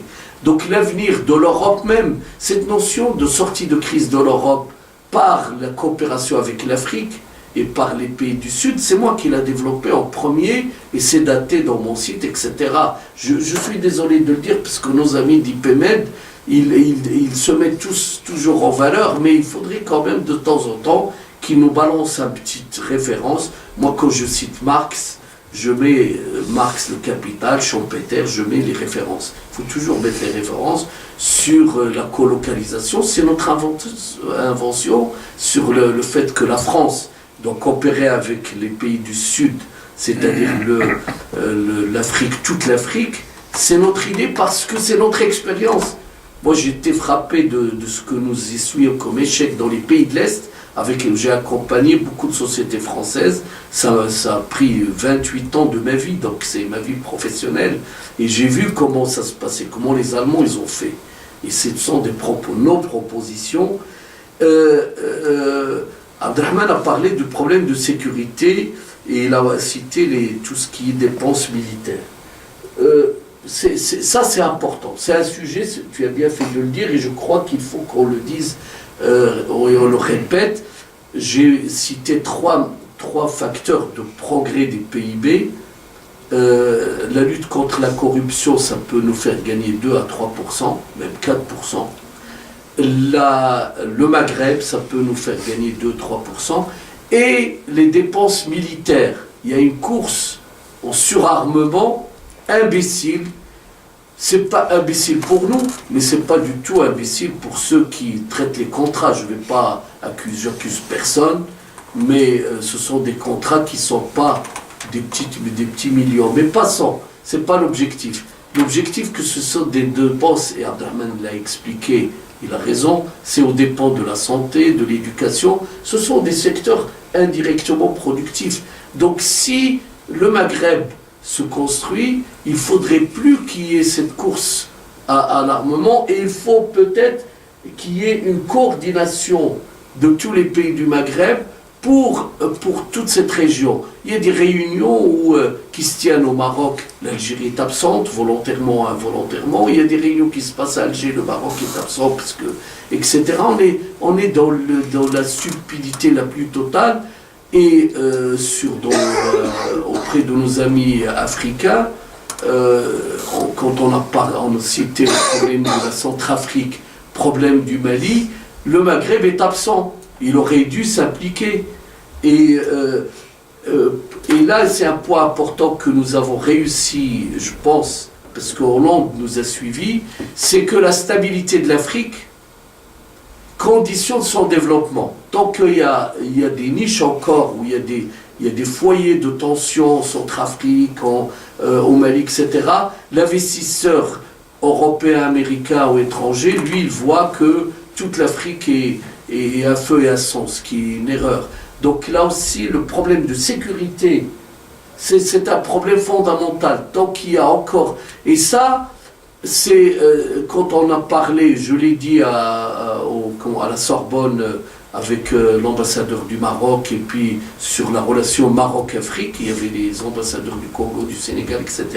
Le représentant quand même du ministère des Affaires étrangères français, du Quai d'Orsay, ce qu'on a dit, c'est que le partenariat avec intra-africain et avec l'Europe passera aussi par la stabilité politique. Et cette stabilité, il faut se rappeler qu'il y avait des multinationales qui mettaient le feu dans certains pays pour s'accaparer la richesse. Le Zaïre, par exemple, sur les diamants. Et moi, au cours de mes voyages, j'ai voyagé beaucoup avec des entreprises dans la région. Un jour, il y a un type qui était le père des sociétés informatiques qui étaient avec moi, qui était un marchand d'armes. Il est venu pour accompagner son fils et il nous a fait un discours, mais il faut voir qu'il faut toucher du doigt le phénomène de la France qui a fait des erreurs en Afrique en essayant de multiplier les foyers de tension par des leviers de multinationales. Et puis la politique Foccart en Afrique, la France-Afrique, ça a été un échec. Donc là, il faut revenir à des fondamentaux, stabilité de l'Afrique, de toute l'Afrique, du nord au sud, et puis coopération nord-sud, mais en passant par... le Maroc fait bien d'aller en Afrique, mais moi j'ai toujours dit, que si le Maroc va en Afrique, quand je dis le Maroc, il fait partie de l'Afrique évidemment, l'Afrique du Nord va avec, que le Maroc prend cette initiative, c'est très bien, mais le Maroc plus l'Algérie, c'est encore mieux, parce que là, les banques marocaines sont bien équipées, étudiées technologiquement, etc. Mais ça serait bien qu'ils coopèrent avec des banques algériennes, ils vont pas ensemble, et avec des capitaux ensemble. Et on peut multiplier les exemples. Algérie plus Maroc, plus Tunisie, la Libye, etc. Dans le reste de l'Afrique, ça ferait un poids. Et dernier point, pour ne pas être trop long, c'est sur l'informel. Tu as parlé de l'informel en Algérie, mais là aussi, ce que je dis à tout le... Parce que c'est vrai que des fois, nous avons la chance d'être hyper médiatisés, donc nos paroles arrivent un peu partout. Je dis, nous ne sommes pas là pour dénigrer les pays ou les régimes, ni à chercher à déstabiliser quiconque. Nous jouons le rôle de médecin qui doit dire la vérité. Et là, dans ce domaine de l'informel, j'avais expliqué qu'un certain nombre d'accords de libre-échange et même de contrebande qui a été laissés. Par exemple, au nord du Maroc, historiquement, c'est une région qui a été délaissée. Et on a dit, bon, les gens, au lieu, on va les laisser faire ce petit trafic avec l'Espagne, il faut rentrer des produits, ça les occupe, etc. Et on était même à saluer l'augmentation des échanges entre l'Espagne et le Maroc. On découvre, et j'ai dit, c'est une erreur, parce que le Maroc est envahi par un certain nombre de produits, et enfin, vous voyez que ça marche, puisque les responsables marocains commencent un petit peu à mettre le holà sur tous ces produits qui rentrent. Si vous allez dans le nord du Maroc, vous allez trouver du fromage, des produits frais, des yaourts, étalés sous le soleil, qui viennent d'Espagne, et qui causent des maladies. Et c'est qui va assumer les frais médicaux? C'est le Maroc, c'est l'État marocain. Donc enfin, c'est passé sur la deuxième chaîne marocaine, deuxième. Ça montre que quand on attire l'attention, et on le fait bien, et des fois ça ne plaît pas le discours de vérité, je le sais, et ça coûte, ça nous coûte beaucoup, parce que ça nous coûte beaucoup à tout point de vue, mais je pense qu'il faut rester sur cette ligne, et ça finit par le Maroc est en train de réfléchir à revoir ces accords de libre-échange moi j'ai dit la Turquie. La Turquie est beaucoup plus puissante. Les Chinois, j'ai rien contre les Chinois, eux ils font ce qu'ils font, ils défendent leurs propres intérêts, on ne peut pas leur reprocher. Mais quand ils achètent tout le commerce de gros au Maroc et qu'ils inondent le Maroc de produits textiles, des produits de consommation, comment voulez-vous implanter des industries au Maroc, en Algérie, etc. C'est-à-dire l'informel, il faudrait qu'on évalue ça. L'informel détruit aussi, tu l'as dit, détruit des activités. Donc c'était un petit peu un survol rapide. Je vais profiter de quelques instants parce que j'ai prévu aussi d'intervenir en tant qu'intervenant sur tu as parlé de l'Algérie, je vais parler un peu plus du Maroc. Et ensuite, Kamal, il va parler de la Libye. Je vous propose, vu qu'on a commencé tardivement, à ce qu'on ne fasse pas la pause, à moins qu'il y ait des demandes pressantes. Mais on va continuer, on arrête à midi pour aller déjeuner et on reprend, hein, si vous êtes tous d'accord. Bon, le Maroc, je ne vais pas être très long parce que le temps passe et il faut laisser la parole à notre ami Kamal. Dans l'ouvrage collectif, j'ai abordé quelques sujets dans le premier ouvrage, puisque le deuxième ouvrage, on va le parler l'après-midi, je serai encore là. C'est sur la constitution, les institutions marocaines et algériennes, j'en ai parlé aussi, mais je pense que sur l'Algérie, mon ami Abdelrahman, il est plus au fait que moi. J'ai parlé de la constitution marocaine. La constitution marocaine, pour moi, est une constitution avancée, très avancée, mais qui va encore se développer et qui doit se développer. Il faut, tous ceux qui disent c'est le maximum de ce qu'on obtient, je dis non, nous sommes en train d'avancer dans le parachèvement de la démocratie. Moi, personnellement, je pense que c'est ton cas quand il dit quelqu'un t'a dit je dois faire mes réformes à moi-même. Nous sommes exigeants vis-à-vis de nous-mêmes, mais les pays doivent être exigeants. Ils ne doivent pas se contenter de ce qu'ils font. Là, je peux parler de... Parce qu'il n'y a personne ici sur la Tunisie, mais la constitution tunisienne, on a dit qu'elle est la plus progressiste du monde arabe. Tout ça, c'est aussi bien la constitution tunisienne que la constitution marocaine. Ils sont en progrès sur le droit des femmes, par exemple, sur les libertés publiques, le droit de manifester.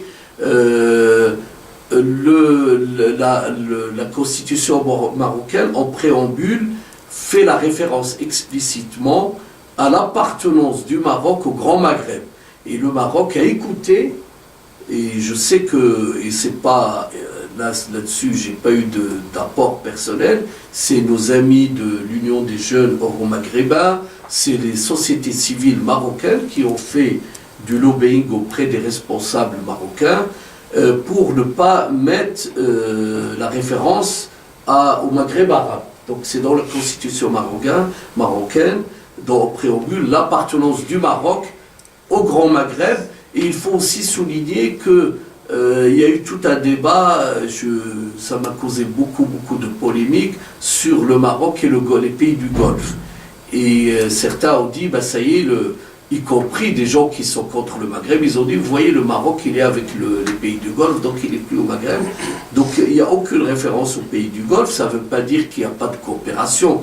J'en parlerai cet après-midi. Il faut s'appuyer sur les capitaux du Golfe pour développer des activités, donc pas seulement en Afrique du Nord, mais sur toute l'Afrique. On en parlera cet après-midi.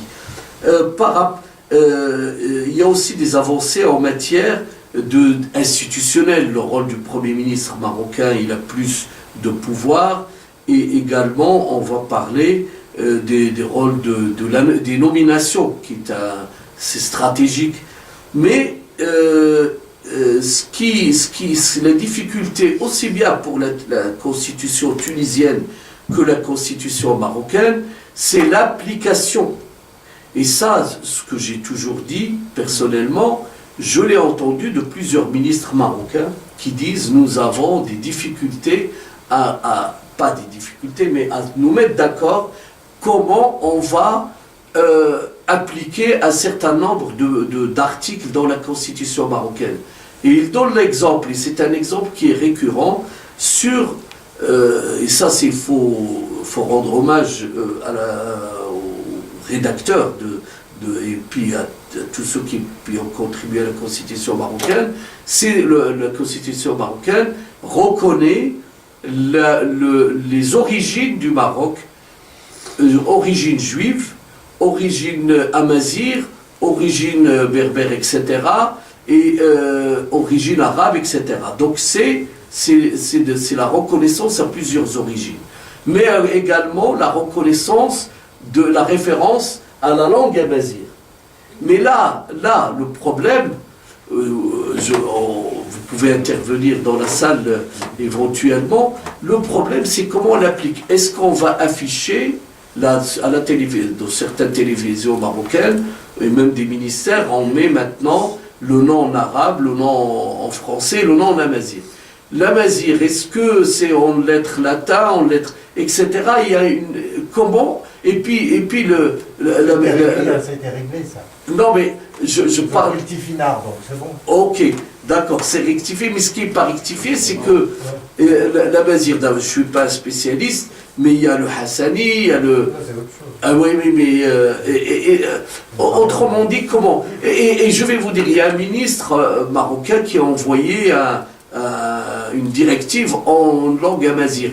Au tribunal, quelle est la langue qui va prévaloir? Je donne ces exemples, je vous invite à les prendre comme des pistes de réflexion. Moi, je ne prends pas parti là-dessus, parce que je ne peux pas m'occuper de réfléchir à l'économie, puis ça, je le laisse aux spécialistes, je le laisse à des associations multiples et variées au Maroc et dans tout le Maghreb pour réfléchir à ça. Mais mon propos, c'est de dire qu'il y a des difficultés pour appliquer un certain nombre de... La difficulté, c'est l'application. C'est pas de... Tout le monde est pour les libertés de la presse, mais jusqu'où ça peut aller, et puis quand on tabasse des journalistes dans la rue, qui est le responsable? Ce que je veux dire par là, c'est l'application, toujours l'application. Et je vais à un problème qui me tient beaucoup à cœur, c'est le droit des femmes. Je dis toujours une chose, sans démagogique, ceux qui rédigent des lois concernant les femmes, ils ne doivent pas toujours penser à museler leurs propres femmes en disant tiens, je vais faire plus de droits pour avoir la polygamie, etc. Ils doivent penser tous qu'ils ont des filles. Et quand ils font des lois, ces lois-là s'appliquent à leurs propres filles. Plus vous dégradez les droits des femmes, plus vous dégradez les droits de vos propres enfants, c'est-à-dire de vos filles. Vous préparez vos filles à des futurs maris, etc., qui peuvent les taper, etc. Si vous ne les protégez pas par des lois, et vous ne leur donnez pas le même statut que l'homme, et les Tunisiens, ils ont réussi, parce qu'il y avait un débat. Il y avait un débat, Nada, il voulait que la femme soit le complément de l'homme. Et heureusement qu'ils sont battus, la femme, c'est l'égal de l'homme. Mais dans l'application, voilà, je reviens à ça. Et ça, c'est un exemple qui est important. Dans l'application, quand on parle d'héritage, l'héritage, c'est la femme à une demi-part de l'homme. Mais là, j'entends que moi, je suis pour l'égalité parfaite. C'est-à-dire qu'un homme vaut une femme, voilà. Mais on me dit, ah oui, mais on ne peut pas changer ça, parce que c'est dans le Coran. Et là, on ne peut même pas bouger de virgule. Du moment qu'il est dans le Coran, on ne peut pas. C'est-à-dire, quand ce n'est pas dans le Coran, on peut autoriser la télévision, on peut autoriser Internet, tout ce qu'on veut, c'est pas dans le Coran, ça va. Mais quand c'est dans le Coran, on ne peut pas rien faire. Et donc là aussi, tout ça, c'est pas pour soulever un débat sur tous ces points-là, parce qu'on va passer la journée là-dessus. C'est pour vous dire qu'il y a un problème d'application. Savez-vous que le témoignage d'une femme compte pour moitié que le témoignage d'un homme devant les tribunaux, devant le notaire.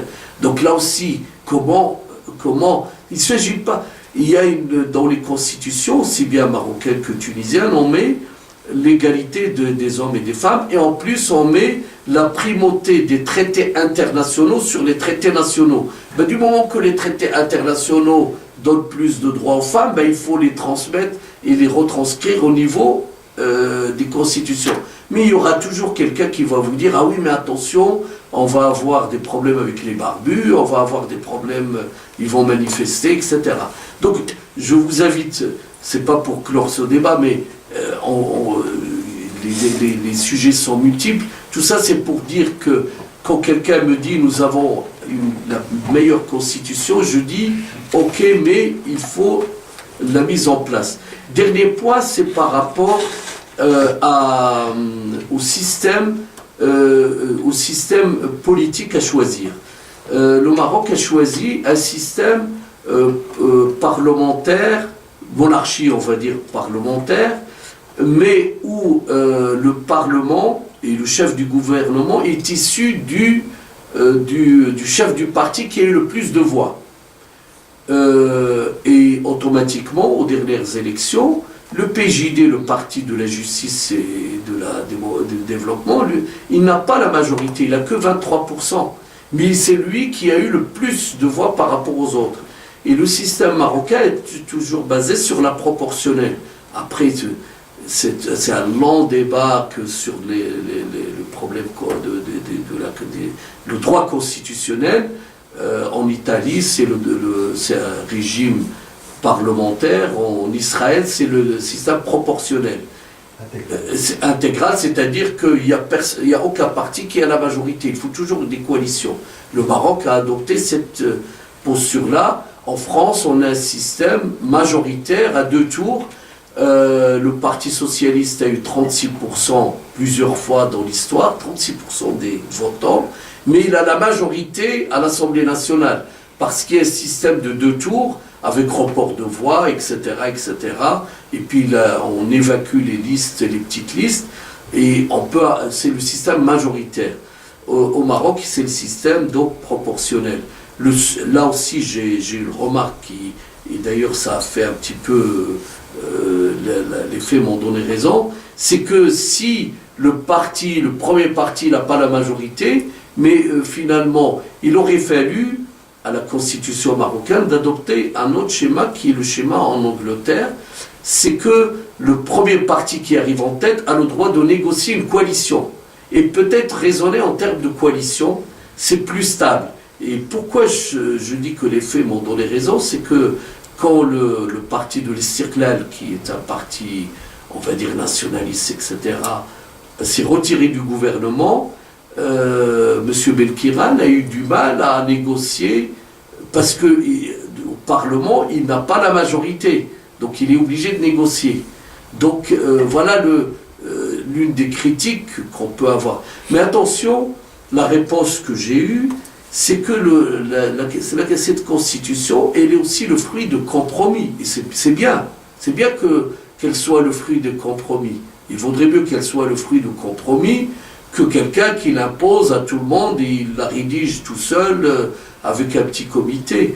Donc je rappelle la procédure, c'était de recevoir les doléances des uns et des autres pour faire ce projet de constitution. En Algérie, bon, je ne vais pas parler beaucoup du système algérien, il n'est pas proportionnel. L'Algérie n'a pas la même histoire que le Maroc. Le Maroc, il y a eu dans l'histoire le palais royal, qui a joué un rôle dans les revendications en matière d'indépendance, parce que le roi Mohamed V a été même exilé à Madagascar, parce qu'il a été un roi qui a revendiqué l'indépendance du Maroc. Je rappelle que le Maroc était un protectorat. Mais le palais royal avait en face ou à côté des partis politiques. Le parti de l'Istiqlal, qui était le seul parti avec d'autres partis, ce parti de l'Istiqlal, lui, il était un petit peu aussi, il voulait aussi jouer un rôle dans le Maroc après l'indépendance et avoir son mot à dire sur toutes les réformes. Du coup, s'est installé au Maroc un multipartisme qui n'a pas été octroyé, qui est venu quand même de l'histoire. C'est-à-dire il y avait des nationalistes qui soutenaient le palais royal, mais qui avaient aussi leur propre vision par rapport à la démocratie. Et de l'Istiqlal, il y a eu l'UNFP, l'Union nationale des forces populaires, avec Ben Barka, avec Bouabid, avec des gens que vous avez entendu parler. Et de l'UNFP, il y a l'USFP, l'Union socialiste des forces populaires, qui lui incarne l'équivalent du Parti socialiste. Il est membre de l'Internationale socialiste. Et puis il y avait aussi un parti communiste. On oublie qu'il y avait un parti qui était l'antenne du Parti communiste français. Après il s'est appelé le Parti de libération socialiste, le PPS. Il a changé de nom plusieurs fois. Et donc il y avait toujours des partis politiques, il y avait un multipartisme. Un multipartisme, je reviens encore une fois, qui n'a pas été octroyé, qui est venu par là. Et je peux vous dire, moi j'ai eu l'occasion de lire les déclarations de ces partis-là après l'indépendance. Des fois c'était des virulents. Il y en avait qui demandaient même la fin de la monarchie, il faut le lire. Il faut lire ce qui a été écrit par Ben Barka à l'époque, par d'autres. Et il y avait un jeu entre le palais. Donc la constitution marocaine, c'est le fruit de ces compromis. C'est parce que c'est le reflet de toute cette histoire de multipartisme, etc. Et de ce compromis permanent. Et le Maroc aussi récemment a pris beaucoup de dispositions en matière des droits de l'homme, le rôle des tribunaux militaires, etc. Tout ça, ça va dans le sens, je dirais, du parachute. C'est pour ça que je dis, il faut s'inscrire dans l'histoire. Il ne faut pas dire nous avons fini, tout est ficelé. Et je pense que même les dirigeants marocains le savent. Il faut aller encore de l'avant. En ce qui concerne l'Algérie, c'est toute une histoire, mais je vais pas... j'apprends rien à beaucoup de mes amis qui connaissent mieux que moi. C'est qu'il y avait le FLN. Le FLN, c'était la seule force, la force dominante. Et le FLN est resté au pouvoir tout seul, parti unique, jusqu'à 1988. C'est les émeutes d'octobre. Et là aussi, ça n'a pas été octroyé. C'est quand même, il y a eu des morts. Il y a eu des centaines et des milliers de morts. Les événements les émeutes de octobre 1988 ont obligé le pouvoir à mettre en place un certain multipartisme, le retrait des militaires du parti du FLN, je pense. Il ne s'appelait pas le parti du FLN, il s'appelait le FLN tout court. Après, il s'est appelé, c'est Chadli qui avait initié tout ça. Et il y a eu des partis. Mais ce qui est très positif dans ce processus, c'est que les émeutes et puis les réformes de 1988 ont donné une presse des plus indépendantes et plus libres. Je parle pas seulement au Maghreb, dans le monde arabe et en Afrique, toute l'Afrique. C'est une presse. Après, Il faut de la déontologie quand même. oui, non mais. Il manque de déontologie. Non mais après on paie. Mais c'est. Les gens, c'est pas la presse. Quand je parle de la presse algérienne, j'ai vécu en tant que voyageur épisodique. J'allais en Algérie de temps en temps dans le cadre de mes activités. Ils étaient quand même enfermés tous dans cette maison, ce qu'on appelle la maison de la presse. C'était un gros avantage pour nous experts. Hein. On pouvait toucher toute la presse dans un périmètre, mais ils ont été quand même victimes ils étaient la cible du fils, les journalistes. Ils ont été courageux, donc il faut leur rendre ça. Je parle, et il faut le rendre aussi. Après, il n'y a aucune presse dans le monde qui est totalement parfaite. Ça n'existe pas. Je suis effaré. Regardez l'affaire ukrainienne, comment vous avez unanimité dans la presse française, européenne contre Poutine. Et je dis pas, vous voyez la pensée unique existe partout. Et je dis pas ça pour justifier ce qui passe dans le pays. Il faut pas que la France ou les pays européens donnent des leçons aux autres. Je suis peut-être l'un des rares